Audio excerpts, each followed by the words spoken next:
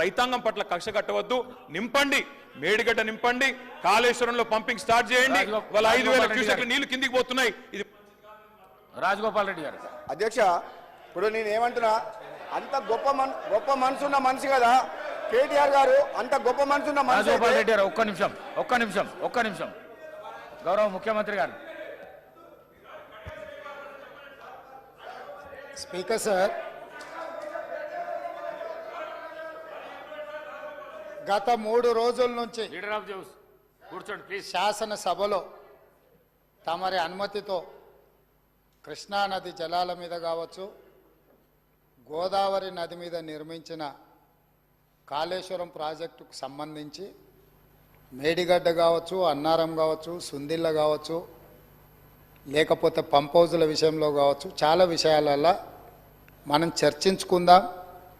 చూసి వచ్చి ఈ సభలో వాస్తవాల ప్రాతిపదికన చర్చ జరపాలి అని తమరి అనుమతితోటి మనం నిర్ణయం తీసుకున్నాం. వాస్తవంగా ఈ రైతుల పట్ల, తెలంగాణ సమాజం పట్ల గౌరవం ఉంటే ప్రధాన ప్రతిపక్ష పార్టీ ప్రభుత్వ ఆహ్వానాన్ని దృష్టిలో పెట్టుకొని అందరం కలిసి అక్కడికి వెళ్ళి ఆ ప్రాజెక్టులను పరిశీలించి అక్కడ జరిగిన నష్టాన్ని, రైతులకు వచ్చిన కష్టాన్ని అర్థం చేసుకొని ఆ సమస్యకు ఒక పరిష్కారం చూపించే అవకాశం ఉండే.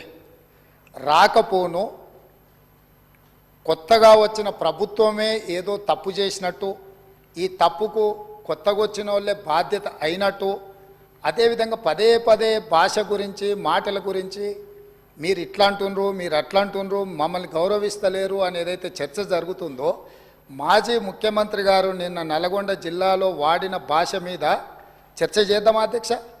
ఏం బీకనిక పోయినరని అడుగుతాడా అధ్యక్ష? మాజీ ముఖ్యమంత్రిగా 10 ఏళ్ళు పనిచేసి, కేంద్ర మంత్రిగా పనిచేసి, రాష్ట్ర మంత్రిగా పనిచేసి, శాసనసభ్యుడిగా పనిచేసి, పార్లమెంటుగా పనిచేసి, గొప్పలు చెప్పుకొని జబ్బలు జరుచుకునే ఉద్యమకారుని అనేట ఆయన ప్రధాన ప్రతిపక్ష పార్టీ హోదాలో ఉండి ఒక రాష్ట్ర ముఖ్యమంత్రిని పట్టుకొని ఏం బీకనిక పోయినావు అని అడిగితే, రా ఇప్పటికే ప్రజల్ని పాయింట్ ఊడబిక్కురు, ఉన్న అంగి చొక్కా కూడా ఊడబిక్తాం. ఇప్పటికే తెలంగాణ ప్రజలు మొన్న జరిగిన ఎన్నికలలో మీ పాయింట్ ఊడబిక్కిరు. ఇవాళ ఆ పాయింట్ ఊడబీకితే చెప్పుకునే దిక్కులేక బొక్కబోర్ల పడితే బొక్కలు ఇరిగినాయి మీకు. అయినా మీ బుద్ధి మారలేదు. ఒక ముఖ్యమంత్రిని పట్టుకొని ఏం బీకనిక పోయినావని అడుగుతారా అధ్యక్ష? ఇది పద్ధత? ఈ రాష్ట్రం 4 కోట్ల ప్రజలు ఓట్లేసి గెలిపించిన ముఖ్యమంత్రిని పట్టుకొని ఏం బీకనిక పోయినావని అంటారా అధ్యక్ష? ఇదేనా తెలంగాణ సాంప్రదాయము? ఈరోజు నేను మళ్ళీ అడుగుతున్నా అధ్యక్ష, ఈరోజు మేడిగడ్డ మేడి పండులాక కుంగిపోతే మేడిగడ్డల నీళ్లు నింపడానికి అవకాశం ఉందా అధ్యక్ష? ఇవాళ మీరే సాగునీటి పారుదల శాఖ మంత్రులుగా పనిచేసారు కదా. చంద్రశేఖరరావు గారు, హరీష్ రావు గారు ఇద్దరు సాగునీటి పారుదల శాఖ మంత్రిగా పనిచేసారు కదా అధ్యక్ష. ఈరోజు వాళ్ళకే పెత్తనం ఇస్తాం, వాళ్ళనే చేయమని ఉండ్రి. ఈరోజు ఏ రకంగా మేడిగడ్డలో నీళ్లు నింపుతారో, మేడిగడ్డ నుంచి నీళ్లు ఎత్తి అన్నారంలో పోస్తారో, అన్నారంలో నుంచి సుందిలలో ఎట్లా పోస్తారో బాధ్యత వాళ్ళని తీసుకోమని ఉండ్రి అధ్యక్ష.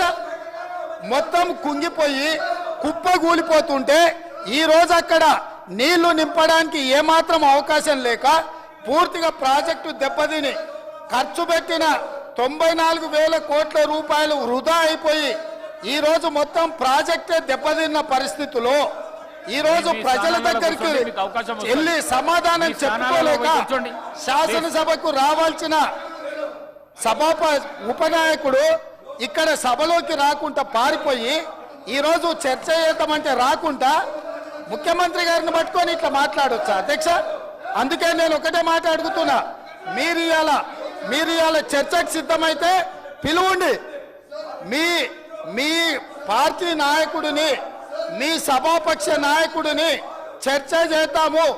రేపు సాయంత్రం వరకైనా కాళేశ్వరం ప్రాజెక్టు మీద, గోదావరి జలాల మీద ఈ ప్రభుత్వం చర్చ చేయడానికి సిద్ధంగా ఉంది. పారిపోయి ఫామ్ హౌస్లో వండుకొని ప్రతిపక్షాలుగా బాధ్యత నుంచి తప్పించుకొని మీ అవినీతి బయటపడుతుందని, కాళేశ్వరంలో మీ దోపిడీలో జైలుకి వెళ్లాల్సి వస్తుందని కేసీఆర్ ను చంపుతారా అంటారు. ఎవరికి అవసరం ఉంది అధ్యక్ష చంపాల్సిన అవసరం? సచిన పావును ఎవడైనా చంపుతారా అధ్యక్ష? మొన్నటి ఎన్నికలలో ప్రజలు ఆ పావును చేత్తో కాదు కట్టెతో కొట్టిరు అధ్యక్ష. ఆ పాము ఆల్రెడీ సచ్చింది. సచిన పావును చంపాల్సిన అవసరం మాకే ఉంది అధ్యక్ష. ఈ రోజు సానుభూతి కోసము వీల్ చైర్ నాటకాలు, వీధి నాటకాలు ఏంటి అధ్యక్ష ఇది? ఈ రోజు అవకాశం వచ్చినప్పుడు ఈ సభలో చర్చ చేయడానికి ప్రభుత్వం సిద్ధంగా ఉంది. నిజాయితీ ఉంటే, మీరు అవినీతికి పాల్పడకపోతే, మీరు చెప్పినట్టు మేడిగడ్డలో 2, 3 పిల్లర్లు కుంగిపోతే దాని మీద తీసుకోవాల్సిన నిర్ణయాల మీద మాజీ ముఖ్యమంత్రి గారు చంద్రశేఖరరావు గారిని సభలోకి రమ్మనుండ్రి. చర్చ చేయడానికి ప్రభుత్వం సిద్ధంగా ఉంది. పారిపోయి అక్కడెక్కడో పోయి ఆడేదో ప్రగల్భాలేంది అధ్యక్ష? రమ్మనుండ్రి సభకు. వాస్తవాల మీద చర్చ చేస్తాం, మొత్తం ఇక్కడ పెడతాం. ఇవాళ ఆయన తప్పించుకుంటాడు, ఈయన వచ్చి ఈడ కొత్త మాటలు చెప్తాడు ఈడ. కాబట్టి అధ్యక్ష, దీని మీద ఇప్పుడు జరుగుతున్న చర్చ దేని మీద జరుగుతుందో ఆ విషయం మీద చర్చించమని ఉంది. ఎట్లాగూ సాగునీటి ప్రాజెక్టుల మీద శ్వేతపత్రం పెట్టడానికి మా ప్రభుత్వం సిద్ధంగా ఉంది. మీరు ఏమేమి విషయాలు ఉన్నాయో, ఏమేమి చర్చ చేయదలుచుకుందో మొత్తానికి మొత్తం శ్వేతపత్రం సందర్భంగా చర్చ చేద్దాం. లేదు కాళేశ్వరం మీద మీరు చర్చ అంటారా? దానికోసం ప్రత్యేకంగా తమ సమయం కేటాయించండి. కాళేశ్వరం మీద చర్చ చేయడానికి మేము సిద్ధంగా ఉన్నాం అధ్యక్ష. కడియం శ్రీహరి గారు, కడియం శ్రీ మీ స్థానాలలో కూర్చోండి ప్లీజ్ ప్లీజ్ ప్లీజ్ ప్లీజ్. అధ్యక్ష, మీ స్థానాలలో పోయి కూర్చోండి. మీ స్థానాలలో పోయి కూర్చోండి ప్లీజ్ ప్లీజ్ ప్లీజ్ ప్లీజ్. వెళ్ళకు రావద్దు దయచేసి. ఈ ప్రాక్టీస్ బాగలేదు. వెళ్ళకు రావద్దు ప్లీజ్. అధ్యక్ష, గౌరవ ముఖ్యమంత్రి గారు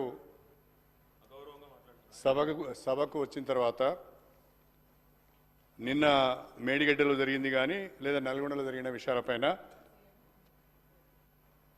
కృష్ణానది జలాలపైన, గోదావరి నది జలాలపైన శ్వేతపత్రము పెడతామంటున్నారు. తప్పకుండా ఆ శ్వేతపత్రం చర్చలో మేమందరం కూడా పాల్గొంటాం అధ్యక్ష. అన్ని విషయాలను కూడా మనము చర్చించడానికి అవకాశం ఉంటుంది. కానీ